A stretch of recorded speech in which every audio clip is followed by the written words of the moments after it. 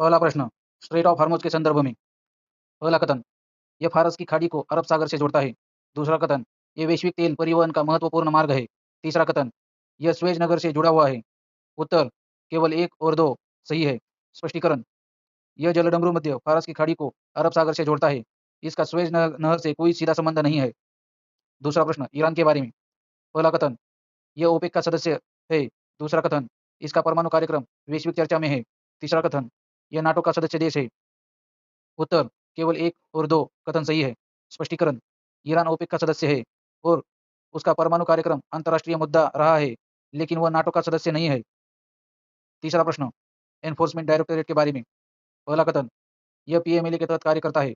दूसरा कथन, यह वित्त मंत्रालय के अधीन है। तीसरा कथन, यह आर्थिक अपराधों की जांच करता है। उत्तर, एक, दो और तीन तीनों कथन सत्य है। स्पष्टीकरण, ईडी पीएमएलए के तहत काम करता है और मनी लॉन्ड्रिंग जैसे आर्थिक अपराधों की जांच करता है। वित्त मंत्रालय के अधीन है। चौथा प्रश्न, विधानसभा के संदर्भ में। पहला कथन, यह राज्य की विधायिका है। दूसरा कथन, इसके सदस्य प्रत्यक्ष रूप से चुने जाते हैं। तीसरा कथन, सभी राज्यों में द्विसदनीय व्यवस्था होती है। उत्तर, केवल एक और दो कथन सही है। स्पष्टीकरण, विधानसभा राज्य की विधायिका का हिस्सा है और सदस्य सीधे चुने जाते हैं, लेकिन सभी राज्यों में द्विसदनीय व्यवस्था नहीं होती।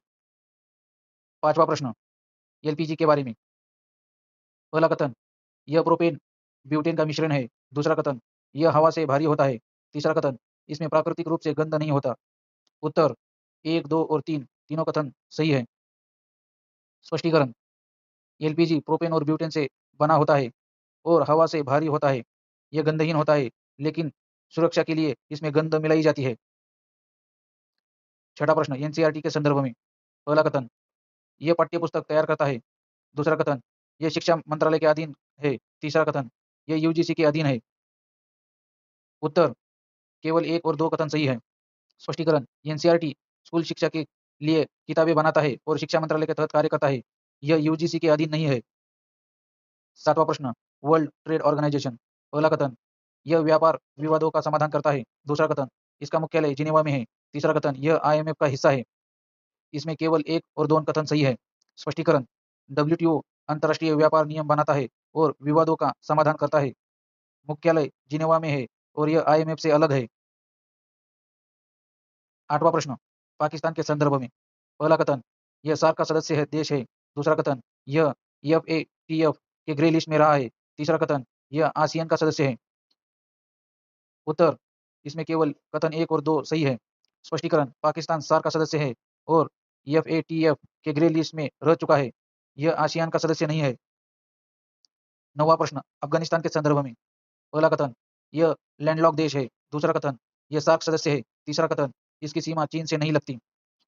उत्तर, केवल एक और दो कथन सही है। स्पष्टीकरण, अफगानिस्तान लैंडलॉक देश है और सार्क का सदस्य है। इसकी सीमा चीन से लगती है। 10वां प्रश्न, भारत की जनसंख्या। पहला कथन, भारत विश्व का सबसे अधिक जनसंख्या वाला देश है। दूसरा कथन, जनसंख्या लाभांश विकास में सहायता हो सकता है। तीसरा कथन, अधिक जनसंख्या हमेशा हानिकारक होती है।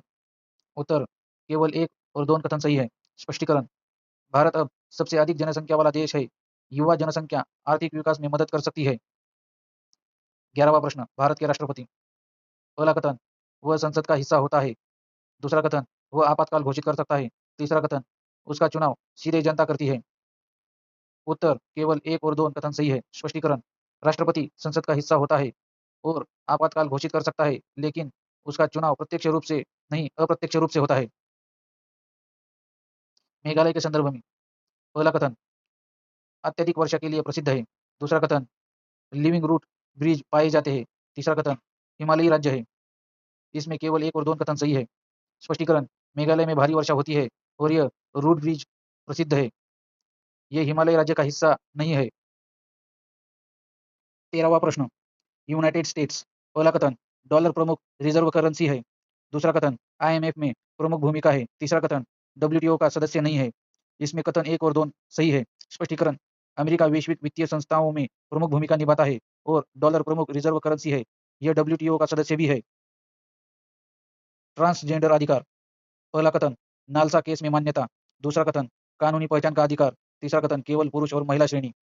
इसमें केवल एक और दो कथन सत्य है। स्पष्टीकरण, नालसा 2014 ने तीसरे लिंग को मान्यता दी। ट्रांसजेंडर को पहचान का अधिकार है, यह केवल पुरुष महिला तक सीमित नहीं है। राष्ट्रीय प्रतीक, पहला कथन अशोक स्तंभ, दूसरा कथन सत्यमेव जयते, तीसरा कथन राष्ट्रीय पशु शेर। इसमें केवल कथन 1 और 2 सही है। स्पष्टीकरण, भारत का राष्ट्रीय प्रतीक अशोक स्तंभ है और सत्यमेव जयते इसका आदर्श वाक्य है। राष्ट्रीय पशु बाघ है। 16वां प्रश्न, सुप्रीम कोर्ट ऑफ इंडिया, पहला कथन जुडिशियल रिव्यू, न्यायिक समीक्षा, दूसरा कथन संविधान का संरक्षण, तीसरा कथन संसद के अधीन। इसमें पहला और दूसरा कथन सही है। स्पष्टीकरण, सुप्रीम कोर्ट न्यायिक समीक्षा करता है और संविधान की रक्षा करता है, यह संसद के अधीन नहीं है। 17वां प्रश्न, लोकसभा, पहला कथन धन विधेयक पारित, दूसरा कथन सीधे चुनाव, तीसरा कथन स्थायी सदन। उत्तर, इसमें केवल 1 और 2 कथन सही है। स्पष्टीकरण, लोकसभा धन विधेयक पारित करती है और सीधे चुनी जाती है, यह स्थायी सदन नहीं है। 18वां प्रश्न, राज्यसभा, पहला कथन स्थायी सदन, दूसरा कथन अप्रत्यक्ष चुनाव, तीसरा कथन धन विधेयक को रोक सकता है। उत्तर, केवल 1 और 2 कथन सही है। स्पष्टीकरण, राज्यसभा स्थायी है और सदस्य अप्रत्यक्ष रूप से चुने जाते हैं, यह धन विधेयक रोक नहीं सकता। पौंडीचेरी के बारे में, पहला कथन यूटी केंद्र शासित प्रदेश है, दूसरा कथन विधानसभा है, तीसरा कथन पूर्णतः केंद्र शासित है।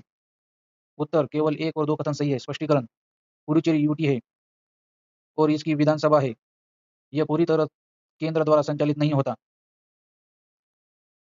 चाइना के बारे में, 20वां प्रश्न, चाइना के संदर्भ में, पहला कथन यूएनएससी स्थायी सदस्य, दूसरा कथन बीआरआई पहल, वन बेल्ट वन रोड, तीसरा कथन नाटो सदस्य। उत्तर, केवल 1 और 2 कथन सही है। स्पष्टीकरण, चीन यूएनएससी का स्थायी सदस्य है और बीआरआई चला रहा है, यह नाटो का सदस्य नहीं है। रशिया के संदर्भ में, पहला कथन ऊर्जा निर्यात, दूसरा कथन यूएनएससी का सदस्य, तीसरा कथन ओपेक सदस्य। उत्तर, केवल 1 और 2 कथन सही है। स्पष्टीकरण, रूस ऊर्जा का बड़ा निर्यातक है और यूएनएससी का स्थायी सदस्य है, यह ओपेक का सदस्य नहीं है। प्लास्टिक प्रदूषण, 22वां प्रश्न, पहला कथन माइक्रोप्लास्टिक खाद्य श्रृंखला में, दूसरा कथन आसानी से नष्ट, तीसरा कथन समुद्री जीवन प्रभावित।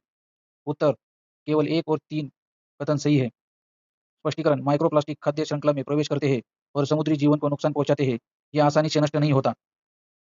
23वां प्रश्न, इसराइल के संदर्भ में, पहला कथन पश्चिम एशिया में स्थित है, दूसरा कथन फिलिस्तीन मुद्दा, तीसरा कथन ओपेक का सदस्य।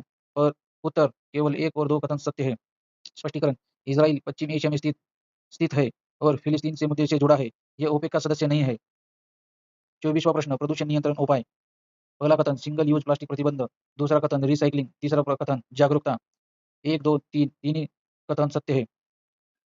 स्पष्टीकरण, प्लास्टिक प्रदूषण को कम करने के लिए सिंगल यूज प्लास्टिक पर प्रतिबंध, रिसाइक्लिंग और जागरूकता की आवश्यकता है।